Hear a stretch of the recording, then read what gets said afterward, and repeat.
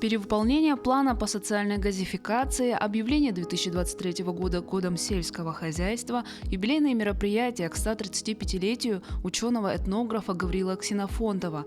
Эти и другие новости из жизни Хангаласского улуса расскажем в этом репортаже.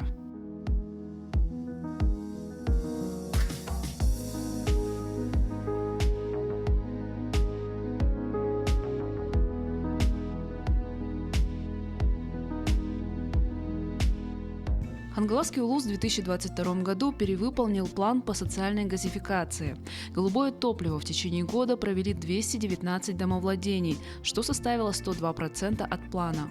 Программа социальной газификации реализуется на территории России с 2021 года. Она предусматривает бесплатное подведение газа до границ земельного участка в газифицированных населенных пунктах. Хангаласский район не сразу включился в данную программу. В первый год социальной газификации охватили лишь 5 семей. Зато в 2022 их стало в разы больше – целых 219 семей. Ряд муниципалитетов активно отработал по этому направлению и даже перевыполнил план. Например, муниципальное образование Маджигарский первый наслег 163%, муниципальное образование Актемский наслег 139%, Немигюнский 131%, городское поселение город Покровск 118%, Тихтюрский наслег 110%. Но при этом из 219 подключенных домовладений 73 домовладения были города Покровска.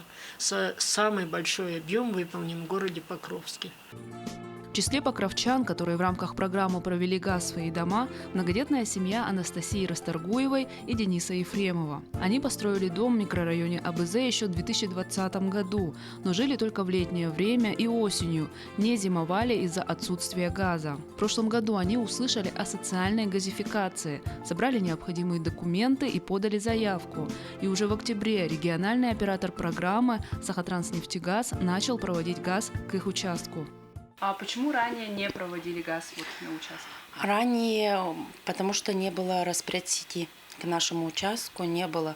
А если бы мы делали сами, это очень большая сумма, вообще неподъемная для нашей семьи, затратно.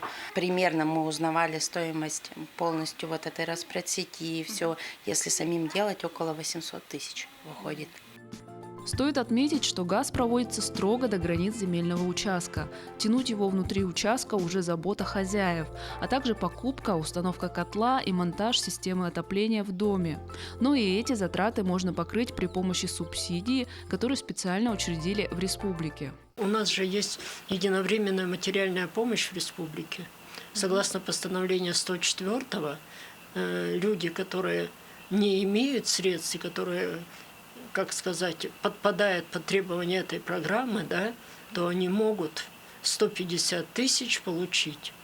Ранее говорилось о том, что программа социальной газификации продлится до 1 января 2023 года, но президент страны Владимир Путин поручил сделать ее бессрочной.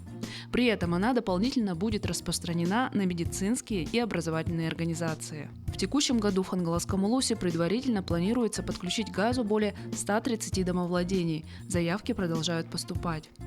В Хангаласском улусе 2023 год объявлен Годом сельского хозяйства. Помимо этого, в районе идет подготовка к реализации мероприятий в рамках Года педагога и наставника и Года труда. Объявление Года педагога и наставника в России хангаласы восприняли более чем воодушевленно, ведь в следующем 2024 году будет широко отмечаться 150-летие с момента создания системы образования улуса.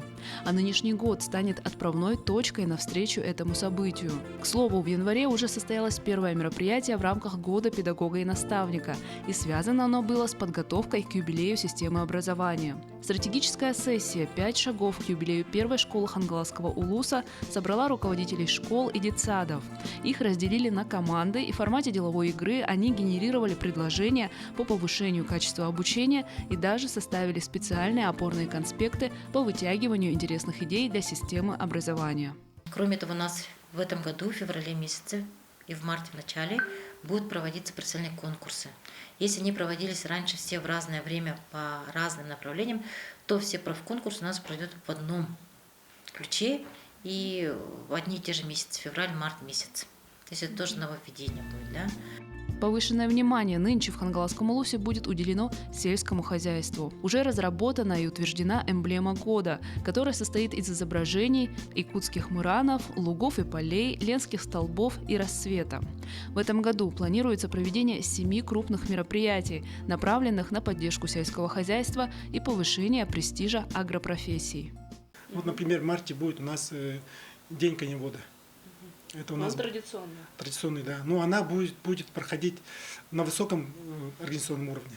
Она будет проходить у нас Касыл-Юрье, да, это Красный ручей, Качкацах.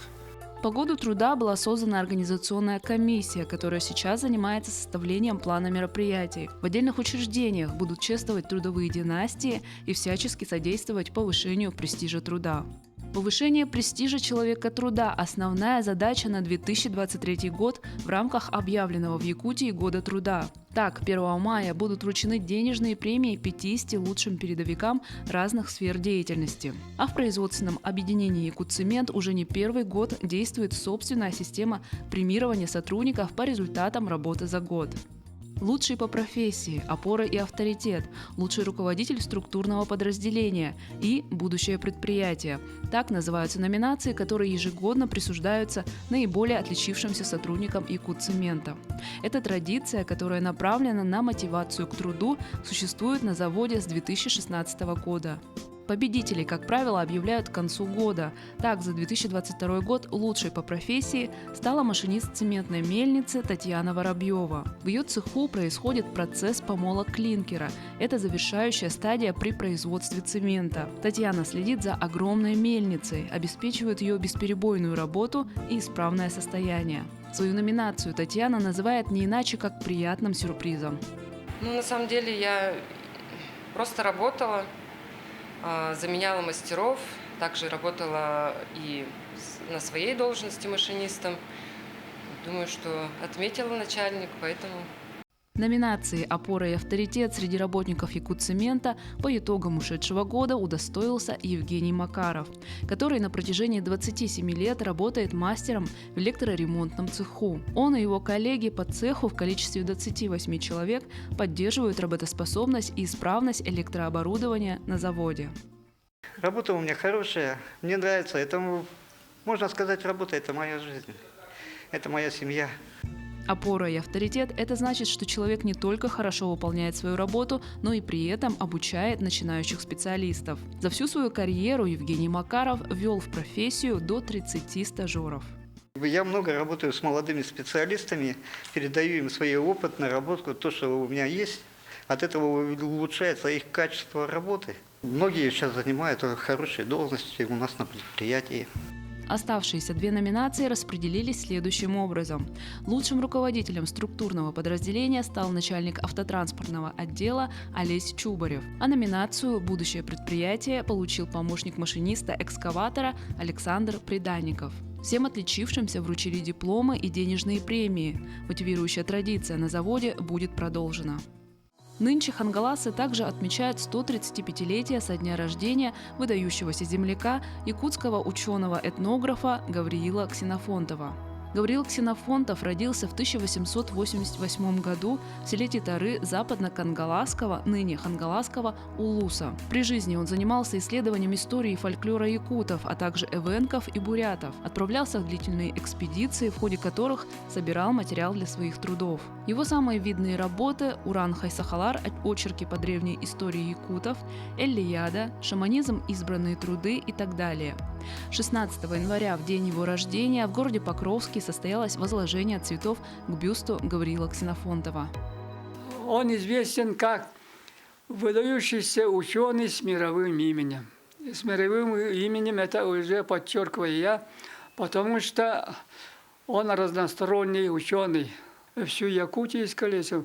Это на лошадях, на оленях, потом и вот это и Хакасию, Бурятию, Красноярский край, вот где раньше жили якуты, он в всех этих местах бывал.